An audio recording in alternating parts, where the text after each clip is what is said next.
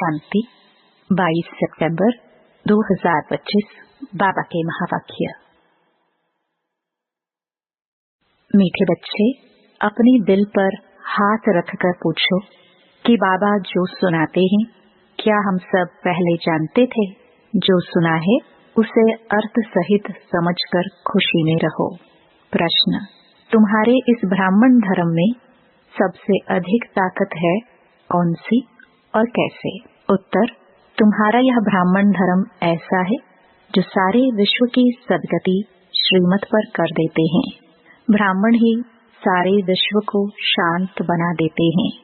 तुम ब्राह्मण कुलभूषण देवताओं से भी ऊंच हो। तुम्हें बाप द्वारा यह ताकत मिलती है। तुम ब्राह्मण बाप के मददगार बनते हो। तुम्हें ही सबसे बड़ी प्राइज मिलती है। तुम ब्रह्मांड के भी मालिक और विश्व के भी मालिक बनते हो। ओम शांति। मीठे मीठे रूहानी सिखिलदे बच्चों प्रति रूहानी बाप बैठ समझाते हैं। रूहानी बच्चे जानते हैं रूहानी बाप एक ही बार हर 5000 वर्ष के बाद आते हैं जरूर। कल्प नाम रख दिया है जो कहना पड़ता है। इस ड्रामा की अथवा सृष्टि की आयु 5000 वर्ष है। यह बातें एक ही बाप बैठ समझाते हैं। यह कभी भी कोई मनुष्य के मुख से नहीं सुन सकते हैं। तुम रूहानी बच्चे बैठे हो। तुम जानते हो बरोबर हम सभी आत्माओं का बाप वह एक है। बाप ही बच्चों को बैठ अपना परिचय देते हैं जो कोई भी मनुष्य मात्र नहीं जानते। कोई को पता नहीं गॉड व ईश्वर क्या वस्तु है। जबकि उनको गॉड फादर बाप कहते हैं तो बहुत प्यार होना चाहिए। बेहद का बाप है तो जरूर उनसे वर्षा भी मिलता होगा। अंग्रेजी में अक्षर अच्छा कहते हैं हेवनली गॉड फादर। हेवन कहा जाता है नई दुनिया को और हेल कहा जाता है पुरानी दुनिया को। परंतु स्वर्ग को कोई जानते नहीं। सन्यासी तो मानते ही नहीं। वह कभी ऐसे नहीं कहेंगे कि बाप स्वर्ग का रचयिता है। हेवनली गॉड फादर यह अक्षर बहुत मीठा है और हेवन मशहूर भी है। तुम बच्चों की बुद्धि में हेवन और हेल का सारा चक्र सृष्टि के आदि मध्य अंत का बुद्धि में फिरता है। जो जो सर्विसेबल है सभी तो एक रस सर्विसेबल नहीं बनते। तुम अपनी राजधानी स्थापन कर रहे हो फिर से। तुम कहेंगे हम रूहानी बच्चे बाप की श्रेष्ठ ते श्रेष्ठ मत पर चल रहे हैं। ऊंच ते ऊंच बाप की ही श्रीमत है। श्रीमत भगवत गीता भी गाई हुई है। यह है पहले नंबर का शास्त्र। बाप का नाम सुनने से ही झट वर्षा याद आ जाता है। यह दुनिया में कोई भी नहीं जानते कि गॉड फादर से क्या मिलता है। अक्षर कहते हैं प्राचीन योग, परंतु समझते नहीं कि प्राचीन योग किसने सिखाया। वो तो श्री कृष्ण ही कहेंगे क्योंकि गीता में श्री कृष्ण का नाम डाल दिया है। अभी तुम समझते हो बाप ने ही राजयोग सिखाया जिससे सब मुक्ति जीवन मुक्ति को पाते हैं। यह भी समझते हो कि भारत में ही शिव बाबा आया था। उनकी जयंती भी मनाते हैं, परंतु गीता में नाम गुम होने से महिमा भी गुम हो गई है। जिससे सारी दुनिया को सुख शांति मिलती है उस बाप को भूल गए हैं। इनको कहा ही जाता है एकज भूल का नाटक। बड़े ते बड़ी भूल यह है जो बाप को नहीं जानते। कभी कहते वह नाम रूप से न्यारा है, फिर कहते कच मच अवतार है। फिक्कर भिक्कर में है। भूल में भूल होती जाती है। सीढ़ी नीचे उतरते जाते हैं। कला कम होती जाती है। तमो प्रधान बनते जाते हैं।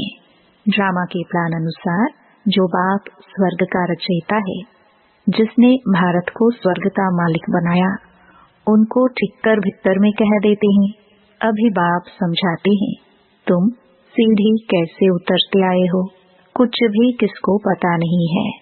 ड्रामा क्या है पूछते रहते हैं, यह दुनिया कब से बनी है, नई सृष्टि कब थी, तो कह देंगे लाखों वर्ष आगे। समझते हैं पुरानी दुनिया में तो अभी बहुत वर्ष पड़े हैं। इसको अज्ञान अंधियारा कहा जाता है। गायन भी है, ज्ञान अंजन सतगुरु दिया, अज्ञान अंधेर विनाश। तुम समझते हो रचयिता बाप जरूर स्वर्ग ही रचेंगे। बाप ही आकर नरक को स्वर्ग बनाते हैं। रचयिता बाप ही आकर सृष्टि के आदि मध्य अंत का ज्ञान सुनाते हैं। आते भी है अंत में, टाइम तो लगता है ना। यह भी बच्चों को समझाया है, ज्ञान में इतना समय नहीं लगता है जितना याद की यात्रा में लगता है। 84 जन्मों की कहानी तो जैसे एक कहानी है। आज से 5000 वर्ष पहले किन्हों का राज्य था, वह राज्य कहाँ गया? तुम बच्चों को अब सारी नॉलेज है। तुम हो कितने साधारण। अजामिल जैसे पापी अहिल्याए, कुब्जाए, मिलिनिया उनको कितना ऊंच बनाते हैं। बाप समझाते हैं, तुम क्या से क्या बन गए हो। बाप आकर समझाते हैं, पुरानी दुनिया का अब हाल देखो क्या है। मनुष्य कुछ भी नहीं जानते कि सृष्टि का चक्र कैसे फिरता है। बाप कहते हैं, तुम अपनी दिल पर हाथ रखकर पूछो, आगे यह कुछ जानते थे? कुछ भी नहीं, अभी जानते हो। बाबा फिर से आकर हमको विश्व की बादशाही देते हैं। कोई की बुद्धि में नहीं आएगा कि विश्व की बादशाही क्या होती है। विश्व माना सारी दुनिया। तुम जानते हो बाप हमको ऐसा राज्य देते हैं जो हमसे आधा कल्प तक कोई छीन नहीं सकते।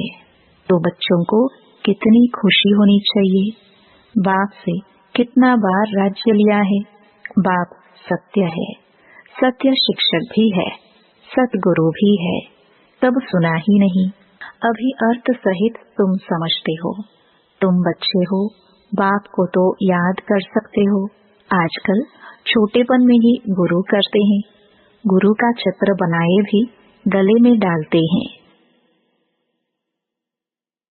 वह घर में रखते हैं। यहाँ तो वंदर है।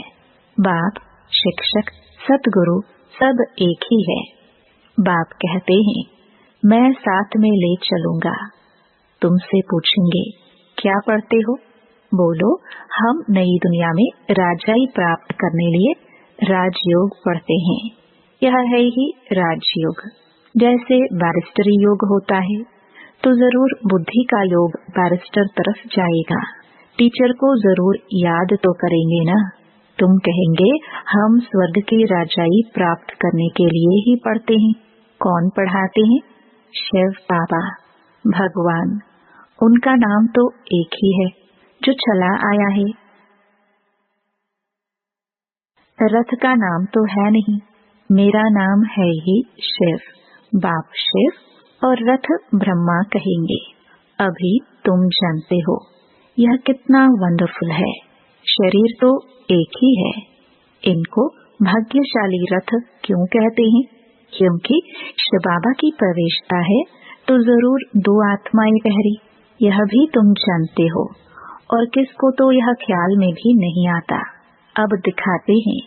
भागीरथ ने गंगा लाई, क्या पानी लाया? अभी तुम प्रैक्टिकल देखते हो। क्या लाया है? किसने लाया है? किसने प्रवेश किया है? बाप ने किया ना। मनुष्य में पानी थोड़े प्रवेश करेगा, जटाओं से पानी थोड़े आएगा। इन बातों पर मनुष्य कभी ख्याल भी नहीं करते हैं। कहाँ ही जाता है रिलीजन इज माइट। रिलीजन में ताकत है। बताओ, सबसे ज्यादा किस रिलीजन में ताकत है? ब्राह्मण रिलीजन में। हाँ, यह ठीक है। जो कुछ ताकत है ब्राह्मण धर्म में ही है, और कोई रिलीजन में कोई ताकत नहीं। तुम अभी ब्राह्मण हो, ब्राह्मणों को ताकत मिलती है बाप से, जो फिर तुम विश्व के मालिक बनते हो। तुम्हारे में कितनी बड़ी ताकत है। तुम कहेंगे हम ब्राह्मण धर्म के हैं, किसकी बुद्धि में नहीं बैठेगा। विराट रूप भल बनाया है, परंतु वह भी आधा है। मुख्य रचता और उनकी पहली रचना को कोई नहीं जानते। बाप है रचता, फिर ब्राह्मण है चोटी। इसमें ताकत है। बाप को सिर्फ याद करने से ताकत मिलती है। बच्चे तो जरूर नंबरवार ही बनेंगे ना। तुम इस दुनिया में सर्वोत्तम ब्राह्मण कुलभूषण हो, देवताओं से भी ऊंच हो। तुमको अब ताकत मिलती है। सबसे जास्ती ताकत है ब्राह्मण धर्म में। ब्राह्मण क्या करते हैं? सारी विश्व को शांत बना देते हैं। तुम्हारा धर्म ऐसा है जो सर्व की सद्गति करते हैं श्रीमत द्वारा। तब बाप कहते हैं, तुमको अपने से भी ऊंच बनाता हूँ। तुम ब्रह्मांड के भी मालिक, विश्व के भी मालिक बनते हो। सारे विश्व पर तुम राजाई करेंगे। अभी गाते हैं ना, भारत हमारा देश है। कभी महिमा के गीत गाते, कभी फिर कहते भारत की क्या हालत है। जानते नहीं कि भारत इतना ऊंच कब था। मनुष्य तो समझते हैं स्वर्ग अथवा नरक यहाँ है। जिसको धन मोटर आदि है वह स्वर्ग में है। यह नहीं समझते स्वर्ग कहाँ ही जाता है, नई दुनिया को। यहाँ सब कुछ सीखना है। साइंस का हुनर भी फिर वहाँ काम में आता है। यह साइंस भी वहाँ सुख देती है। यहाँ तो इन सब से है अल्पकाल का सुख। वहाँ तुम बच्चों के लिए यह स्थायी सुख हो जाएगा। यहाँ सब सीखना है, जो फिर संस्कार ले जाएंगे। कोई नई आत्माएं नहीं आएंगी जो सीखेंगे। यहाँ के बच्चे ही साइंस सीखकर वहाँ चलते हैं। बहुत होशियार हो जाएंगे। सब संस्कार ले जाएंगे, फिर वहाँ काम में आएंगे। अभी है अल्पकाल का सुख, फिर यह बॉम्ब आदि ही सबको खलास कर देंगे। मौत के बिगर शांति का राज्य कैसे हो। यहाँ तो अशांति का राज्य है। यह भी तुम्हारे में नंबरवार है जो समझते हैं। हम पहले पहले अपने घर जाएंगे, फिर सुखधाम में आएंगे। सुख में बाप तो आते ही नहीं। बाप कहते हैं, मुझे भी वानप्रस्थ रथ चाहिए ना। भक्ति मार्ग में भी सबकी कामनाएं पूरी करता आया हूँ। संदेशों को भी दिखाया है कैसे भक्त लोग तपस्या पूजा आदि करते हैं। देवियों को सजाए पूजा आदि कर फिर समुद्र में डुबो देते हैं। कितना खर्च होता है। पूछो यह कब से शुरू हुआ है, तो कहेंगे परंपरा से चला आया है। कितना भटकते रहते हैं। यह भी सब ड्रामा है। बाप बार बार बच्चों को समझाते हैं, हम तुमको बहुत मीठा बनाने आए हैं। यह देवताएं कितने मीठे हैं। अभी तो मनुष्य कितने कड़वे हैं। जिन्होंने बाप को बहुत मदद की थी, उन्हों की पूजा करते रहते हैं। तुम्हारी पूजा भी होती है, पद भी तुम ऊंच प्राप्त करते हो। बाप खुद कहते हैं, मैं तुमको अपने से भी ऊंच बनाता हूँ। ऊंच से ऊंच भगवान की ही श्रीमत। गीता में भी श्रीमत मशहूर है। श्री कृष्ण तो इस समय बाप से वर्षा ले रहे हैं। श्री कृष्ण की आत्मा के रथ में बाप ने प्रवेश किया है। कितनी वंडरफुल बात है। कभी किसकी बुद्धि में आएगा नहीं। समझने वालों को भी समझाने में बड़ी मेहनत लगती है। बाप कितना अच्छी रीति बच्चों को समझाते हैं। बाबा लिखते हैं, सर्वोत्तम ब्रह्मा मुख वंशावली ब्राह्मण। तुम ऊंच सर्विस करते हो तो यह प्राइज मिलती है। तुम बाप के मददगार बनते हो तो सबको प्राइज मिलती है। नंबरवार पुरुषार्थ अनुसार तुम्हारे में भी बड़ी ताकत है। तुम मनुष्य को स्वर्ग का मालिक बना सकते हो। तुम रूहानी सेना हो। तुम यह बाज नहीं लगाएंगे तो मनुष्य कैसे समझेंगे कि यह भी रूहानी मिलिट्री है। मिलिट्री वालों को हमेशा बाज लगा हुआ होता है। शिव बाबा है नई दुनिया का रचयिता। वहाँ इन देवताओं का राज्य था, अब नहीं है। फिर बाप कहते हैं मन मना भव, देह सहित सब संबंध छोड़ मामेकम याद करो। तो श्री कृष्ण की डायनास्टी में आ जाएंगे। इसमें लज्जा की तो बात ही नहीं। बाप की याद रहेगी। बाप इनके लिए भी बताते हैं। यह नारायण की पूजा करते थे। नारायण की मूर्ति साथ में रहती थी। चलते फिरते उनको देखते थे। अभी तुम बच्चों को ज्ञान है, बाज तो जरूर लगा रहना चाहिए। तुम हो नर से नारायण बनाने वाले। राजयोग भी तुम ही सिखलाते हो। नर से नारायण बनाने की सर्विस करते हो। अपने को देखना है, हमारे में कोई अवगुण तो नहीं है। तुम बच्चे बाप दादा के पास आते हो। बाप है शिव बाबा, दादा है उनका रथ। बाप जरूर रथ द्वारा ही मिलेंगे ना। बाप के पास आते ही रिफ्रेश होने, सम्मुख बैठने से याद पड़ती है। बाबा आया है ले जाने के लिए।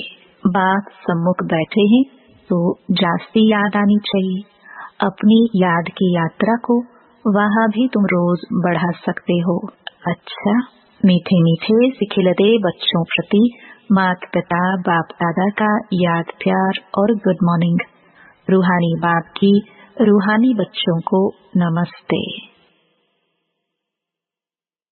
धारणा के लिए मुख्य सार। पहला, अपने को देखना है कि हमारे में कोई अवगुण तो नहीं है। जैसे देवताई मीठे हैं ऐसा मीठा बना हूँ। दूसरा, बाप की श्रेष्ठ से श्रेष्ठ मत पर चल अपनी राजधानी स्थापन करनी है। सर्विसेबल बनने के लिए सृष्टि के आदि मध्य अंत का हेवन और हेल का ज्ञान बुद्धि में फिराना है। वरदान, खुदाई खिदमतगार की स्मृति द्वारा सहज याद का अनुभव करने वाले सहज योगी भव। खुदाई खिदमतगार अर्थात जो खुदा व बाप ने खिदमत सेवा दी है उसी सेवा में सदा तत्पर रहने वाले। सदा यही नशा रहे कि हमें स्वयं खुदा ने खिदमत दी है। कार्य करते हुए जिसने कार्य दिया है उसको कभी भूला नहीं जाता।